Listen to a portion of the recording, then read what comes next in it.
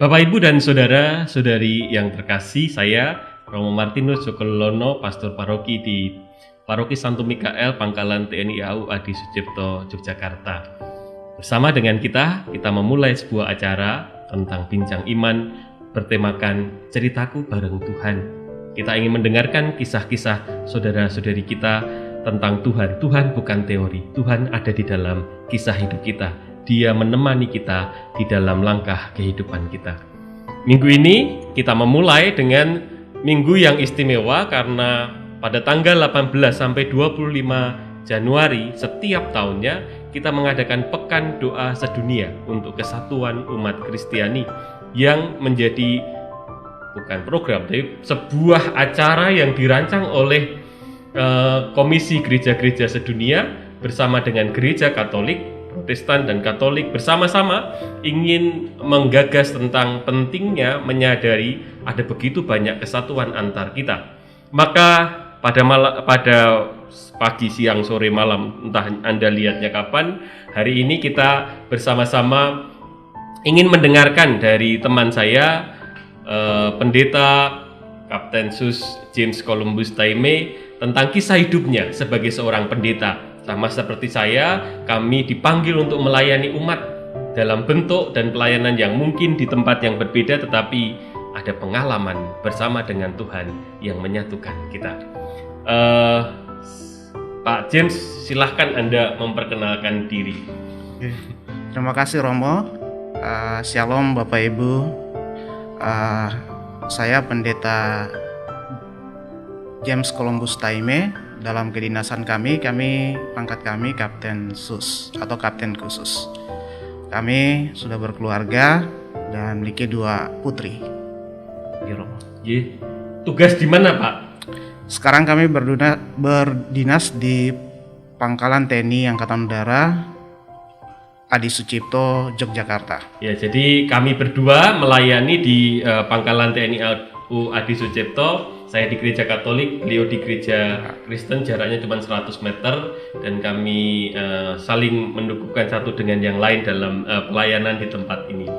Bapak, Ibu, dan saudara terkasih, kita mau mendengarkan, Pak, kok bisa toh dulu pengen jadi pendeta itu gimana? Ya, karena keinginan jadi pendeta itu sebenarnya keinginan saya sejak kecil. Ada kisah. Umur berapa itu, Pak?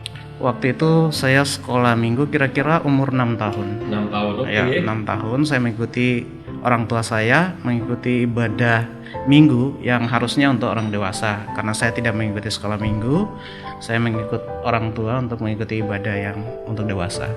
Pada kejadian itu, pada saat ibadah itu saya melihat dan memperhatikan pendeta kok bisa nyuruh jemaatnya duduk, berdiri, kemudian nyuruh duduk lagi, dan saya kira itu hebat sekali.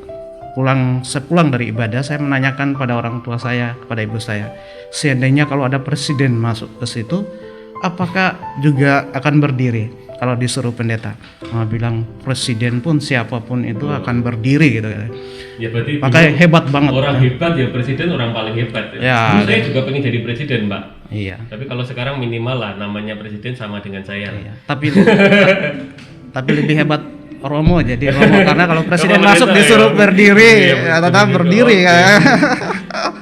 Terus gimana? Kok masih terus setia dengan panggilan itu? Ya, sejak saya udah SMA itu sebenarnya udah mulai keinginan saya udah, karena dengan prestasi yang saya kira bagus, saya lebih ke ilmu biologi ya, tentang saya pingin jadi peneliti sih sebenarnya. Jadi ada di tengah hutan dan menemukan biota atau varietas terbaru dan seterusnya gitu. Namanya juga Columbus. Kayak gitu ya.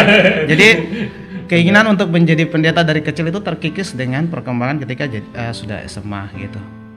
Akhirnya ya masuk sekolah teologi.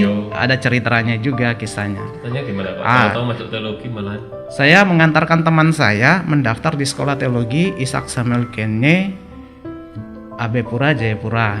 Itu sekolah di bawah gereja GKI di Tanah Papua. Pada saat mengantar teman saya untuk mendaftar itu jadi berapa kali saya mengantar, ya tidak cuma sekali ya, ngantar untuk memasukkan berkas-berkasnya. Sementara saya udah diterima di perguruan tinggi negeri biologi. Kemudian saya mendengar setiap siang itu mereka melatih paduan suara di ruang serbaguna yang setelahnya saya tahu bahwa itu ruang serbaguna. Ya, itu rutinitas setiap hari. Jadi ada kelompok paduan suara STT dan itu bagus sekali. Akhirnya jiwa saya tuh saya rasa saya seharusnya di sini. Gitu. Akhirnya ada di sini. Karena merasakan kedamaian tuh ketika mereka menyanyi paduan suara dengan suara yang indah tuh. Berarti saya nggak bisa kata suara itu membelokkan mimpi dia. Ya, sebenarnya Tuhan udah memakai suara paduan suara itu memanggil kita, hei kamu sebenarnya bukan ke sana, kamu ke sini, kira-kira seperti itulah cara Tuhan membelokkan. Temannya tuh tetap jadi pendeta sekarang. Dia akhirnya putus di tengah jalan karena jadi akhirnya malah saya yang jadi pendeta. Dia entah semester 4 atau 3 itu udah. Itu didukung nggak sama keluarga Pak jadi pendeta? Mulanya agak ragu-ragu. Yang mendukung saya nenek saya dan orang-orang tua sebenarnya yang ada di kampung saya. Mereka sangat menyukai, terutama nenek saya karena kakek saya itu seorang penginjil. Nenek saya itu mengalami masa di mana dia ada di pedalaman bersama dengan kakek dan menginjili. Dan dia merasa bangga sekali kalau saya jadi pendeta, setidaknya saya menggantikan kakek. Gitu. Dan itu menjadi doa mereka mensupport saya dengan membelikan Alkitab. Kalau di sana noken ya tas tradisional itu untuk mengisi buku-buku kuliah saya, dan mereka menyokong saya dengan hal seperti itu. Yang sebenarnya banyak orang merasa sebenarnya nggak harus di situ ya. Iya, banyak teman-teman mengatakan ataupun guru yang bertemu dengan saya, bahkan orang yang berjanji mau mendonatur saya, kenapa tidak kuliah di tempat lain? Ada banyak perguruan tinggi yang lebih baik dari perguruan tinggi itu. Jadi mereka anggap ya kalau sekolah teologi itu gitu ya, kayak gimana. Padahal hari Minggu mereka minta berkat dari seorang pendeta, kira-kira seperti itulah. Baik. Ya. Itu sama kayak di gereja Katolik. Ada seorang ibu berdoa, Tuhan tolong panggillah anak-anak muda jadi pastor. Tapi jangan anak saya. Ya mungkin mirip-mirip lah. Baik, Pak Pendeta. Lalu saya tidak melihat jenengan sekarang seperti pendeta, jenengan malah jadi tentara. Gimana ceritanya pendeta kok jadi tentara? Kita punya Romo Yos, kisahnya sendiri. Tapi kalau Pak Pendeta kisahnya bagaimana? Dalam hidup saya itu nggak ada itu dalam kamus saya menjadi seorang tentara itu nggak ada. Kok bisa? Iya, ceritanya dalam masa saya menanti vikaris setelah di wisuda itu, kami direkomendasi dari sekolah beberapa orang untuk permintaan dari Kodam Cendrawasih waktu itu. Angkatan Kodam 8 karena penerimaan SEPA PK itu di sekolah perwira untuk yang prajurit karir itu di Kodam Ajendam. Akhirnya kami rekomendasi 5 atau 4 orang itu untuk mengikuti seleksi, dan kami yang lolos. Dari antara 5 cuma 1 yang lulus. Ya, sebenarnya yang 4 orang itu mengundurkan diri. Mereka. Yang dari sekolah kita itu cuma 4 orang. 3 orang itu mengundurkan diri sebenarnya. Dalam pengurusan administrasi mereka nggak mau melanjutkan. Tapi kami terus melanjutkan mengikuti proses. Oke, baik. Lalu gimana rasanya kok jadi tentara, pendeta? Pernah ragu nggak mau milih tentara atau mau pendeta atau melanjutkan tentara saja lah, lebih menyenangkan daripada pendeta? Atau pendeta tentara tetap gabung? Saya kira hebat pelatih-pelatih saya sebenarnya. Mereka tidak membutuhkan begitu banyak waktu untuk menolkan saya gitu ya. Mereka bisa menghapus segala ingatan yang penting bagi saya di semasa pendidikan saya itu dalam jangka waktu beberapa bulan. Jadi dalam bulan-bulan itu sudah mimpinya pendeta. Jadi kan belum jadi pendeta ketika mau di tentara ya? Iya. Apalagi ketika kami penugasan di daerah operasi misalnya, udah nggak ada mimpi lah, udah nggak usah pendeta lah. Operasi itu di mana? Kami di Biak. Di Biak. Kami udahlah nggak usah jadi pendeta, jadi perwira rohani yang akhirnya walaupun bukan pendeta tapi tugas perwira rohani kan tidak harus pendeta kan, gitu. Dan udah nggak usah lah jadi pendeta, udah nggak mau lah mau jadi pendeta setelah. Nggak menarik lagi. Ya berat pokoknya berat pokoknya kalau itu udah kelas berat kalau pendeta ya kan. Ya ada hal-hal tertentu yang memang agak berat kalau misalnya akhirnya menjadi seorang pendeta gitu ya. Oke, ini kan cerita acara kita, ceritaku bareng Tuhan. Lalu bagaimana Tuhan membelokkan lagi? Ya. Sudah mau jadi biologi, sekarang balik ke pendeta. Sudah mau keluar, tidak mau jadi pendeta jadi tentara, malah balik jadi pendeta lagi. Ya. Gimana ceritanya? Ya, kalau mimpi saya kan awal itu waktu pas sekolah teologi itu kan ingin melayani tempat-tempat terpencil ya. Akhirnya itu pun juga dengan masa pendidikan dan penugasan itu akhirnya itu pun sudah saya abaikan gitu ya, tidak terlalu penting. Saya berterima kasih kepada sekarang Kolonel Joko Hadi Purwanto yang waktu itu dia menjabat sebagai komandan saya di Pangkalan Udara TNI Angkatan Udara Lanut Manuhua Biak. Dia memanggil saya berapa kali untuk memotivasi saya untuk menjadi seorang pendeta, dan itu pun saya menolak sebenarnya. Sudah Tapi nggak ada ingin untuk jadi tidak ada pendeta? keinginan jadi seorang mimpi itu. Sudah, saya nggak usah lah jadi pendeta, jadi perwira rohani aja. Tapi akhirnya beliau membuat surat perintah yang akhirnya menugaskan saya untuk mengikuti vikariat. Jadi akhirnya Tuhan memakai juga. Jadi memanggil kita dengan cara yang tidak kita pikirkan. Akhirnya surat perintah pun bisa jadi alat Tuhan untuk memanggil kita dalam sebuah panggilan. Mentok sana, mentok sana, tapi tetap aja Tuhan. Nah, tetap Tuhan ini ya. Sekarang menjadi pendeta ya. Jadi saya berterima kasih kesempatan ini juga kepada Kolonel Joko Hadi Purwanto yang tetap bahagia sekarang.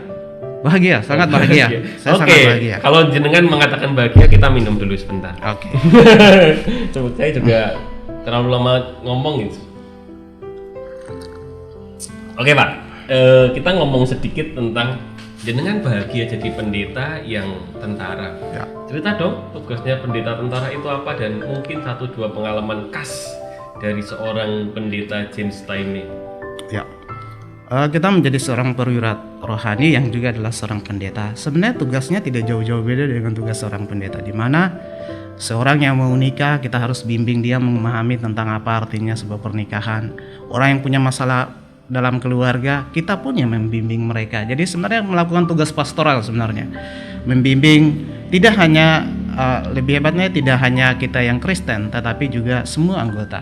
Itu menjadi tugas tidak hanya Kristen toh, tapi yang mereka yang juga yang berbeda keyakinan dengan kita pun kita bimbing kalau misalnya mereka dalam masalah-masalah tertentu yang butuh bimbingan.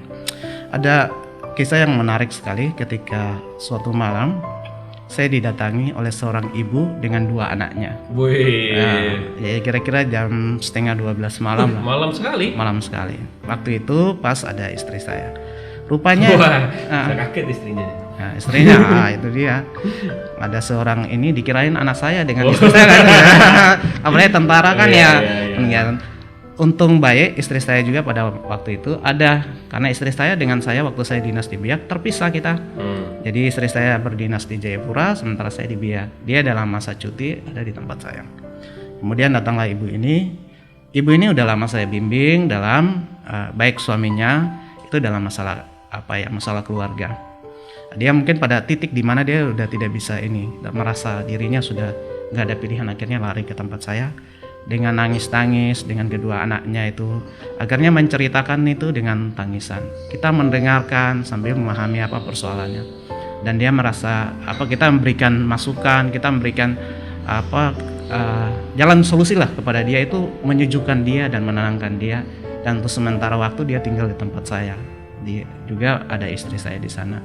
Istri saya pun menghibur dan menguatkan anak-anaknya.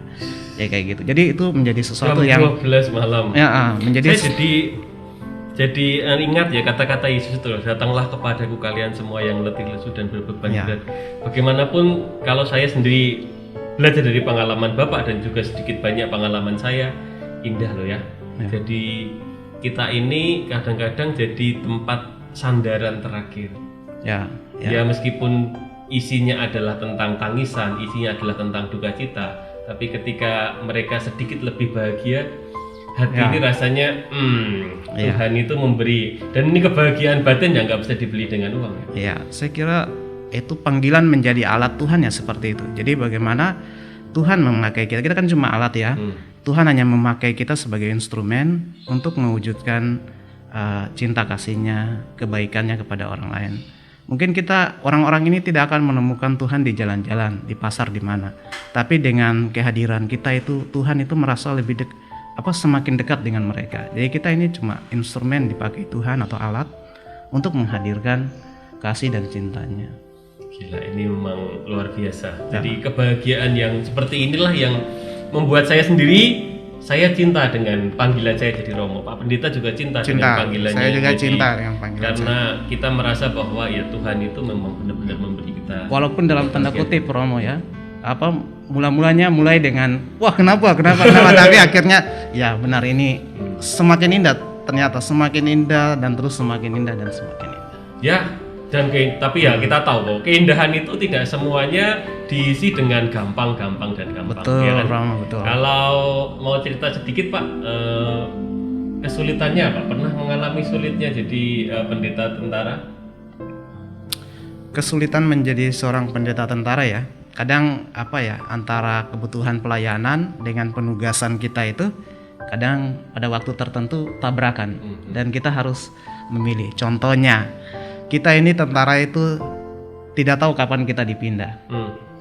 Pada saat saya asik-asik melayani di satu tempat, menemukan banyak keluarga baru dalam satu gereja, itu kan akhirnya kita kan menjadi seorang pendeta yang akhirnya mempunyai umat yang banyak, yang lebih tua dari kita anggap orang tua dan lebih muda. Ya? Sudah asik lah, kita punya banyak sekali keluarga. Tiba-tiba datang turun skep atau surat perintah sprint ya, surat keputusan kepala staf untuk pemindahan kita ke tempat yang baru dan harus dilakukan dalam tempo yang sesingkat-singkatnya. Akhirnya kita siap merelakan semua saudara kita. Jadi perpisahan saya selama 2 kali ini dengan jemaat itu perpisahan yang penuh air mata. Di Biak dan di Bandung ya? Ya, di Biak dan di Kalijati ya, di Subang. Kalijati. Jadi cepat-cepat pindah loh Pak. Ya. Wah, saya di sini kita. Jadi ada kutipan di surat Rasul Paulus yang akhirnya melepaskan dengan air mata, itu benar dah. Ya kira-kira itu sedih banget. Jadi melepaskan orang-orang yang kita udah sayang dan mereka menyayangi kita itu sepertinya. Ditinggal pas sayang-sayangi. Gitulah. Ditinggal pas sayang-sayangnya. Ya. Saya juga sama lah kalau dalam hal ini jadi Romo juga sama. 1-2 hal. Saya dipindah ketika sedang menikmati kebersamaan orang-orang yang sudah kenal, terutama juga kalau saya sih senang dengan kegiatan anak muda, kegiatan anak-anak yang sudah kita tumbuhkan, kita ingin sedang dapat sesuatu, dipindah. Ya saatnya memang harus mengatakan kehendak Tuhan lebih indah daripada keinginan kita. Ya, itulah panggilan ya Romo ya. Pada waktu ternyata benar memang berat waktu pas kita berpisah dengan jemaat.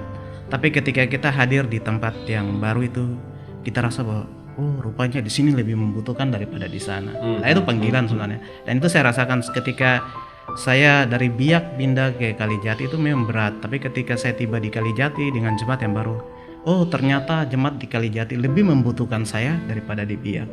Ketika dengan berat pindah dari Kalijati ke Yogyakarta memang berat sekali, tapi ketika tiba di Yogyakarta, rupanya jemaat di Yogyakarta lebih membutuhkan saya daripada di Kalijati. Jadi akhirnya ini memang bukan hanya rancangannya TNI Angkatan Udara, tapi ini rancangannya Tuhan. Jadi skep pun bisa menjadi alat cara Tuhan untuk memanggil kita untuk sebuah panggilan yang terus menerus. Menarik. Saya tertarik dengan ungkapan terakhir, panggilan Tuhan yang terus menerus. Dalam banyak kasus dalam kehidupan kita, dalam kehidupan saya, kehidupan Pak Pendeta, mungkin juga kehidupan Anda yang ada di rumah, situasinya seperti itu ya, panggilan yang terus menerus. Jadi seorang ibu itu juga kadang-kadang mendampingi anak yang masih bayi enak, kayak bertumbuh menjadi remaja susah, dewasa masih harus mengalami kesulitan. Dalam hal tentu panggilan ini terus menerus. Jadi kalau saya mengatakan, kita mengatakan, saya sendiri mengatakan, ya panggilan itu bukan jadi Romo. Panggilan itu adalah mengikuti Tuhan. Caranya jadi Romo. Jadi Romo seperti apa? Yang berubah-ubah menurut kehendak Tuhan. Iya. Tapi itu cara kita menikmati hidup ya. Iya. Nikmati nggak sih jadi pendeta Pak? Sangat menikmati. Ya. Kita kalau udah memahami atau mengerti, ketika menemukan ternyata Tuhan, maksud Tuhan ini, itu kita akan sangat bersuka cita. Wah, Terus apalagi menemukan banyak orang yang kita bisa tolong, banyak orang yang bisa kita layani, itu tuh sebuah sukacita di hati kita. Apalagi ketika yang orang kita tolong itu menemukan kebahagiaan atau menemukan solusi, itu sukacitanya tuh melebihi apa gitu ya, nggak bisa digambar, nggak bisa diganti dengan apapun. Dan di situ kita merasa bahwa ternyata indah melayani Tuhan gitu. Ya, saya mengingat Injil Lukas bab 4 ayat 18-19 itu yang mengatakan Roh Tuhan ada padaku, oleh sebab Ia telah mengurapi aku, menemani kehidupanku, supaya aku bisa menjadi kabar baik untuk orang lain, penglihatan bagi yang buta, pembebasan bagi yang tertawan dan sebagainya. Rasa-rasanya dalam konteks hidup saya, mungkin juga Pak Pendeta, itu sangat hidup. Baik, saya rasa kisah kita begitu kaya dan rupanya panggilan menjadi Romo, menjadi pendeta. Kali ini saya juga bercerita sedikit banyak tentang pengalaman kehidupan saya. Itu ada begitu banyak hal yang mirip, tetapi memang dalam konteks yang sedikit berbeda. Tetapi intinya kita bersama-sama melayani Tuhan, dan karya Yesus di dunia yang hadir 2000 tahun yang lalu masih berjalan sampai hari ini melalui gereja-gerejanya yang meskipun berbeda secara organisasi dunia, tetapi satu dalam peran, yaitu bahwa kita ingin membawa pesan Kristus di tengah dunia zaman ini. Pak Pendeta, 1-2 kata refleksi akhir atau sedikit refleksi rangkuman dari kisah-kisah yang panjang tadi, Pak. Romo. Saya dan Romo terpanggil untuk menjadi seorang pemimpin ya di tengah-tengah jemaat. Jemaat pun atau umat pun mempunyai panggilan yang berbeda dengan kita. Artinya kita semua bisa dipakai sebagai alat Tuhan di tangan Tuhan untuk menyatakan maksud-maksud Tuhan. Di sini dalam memahami ketika kita menjadi alat Tuhan, kita boleh berencana yang indah-indah.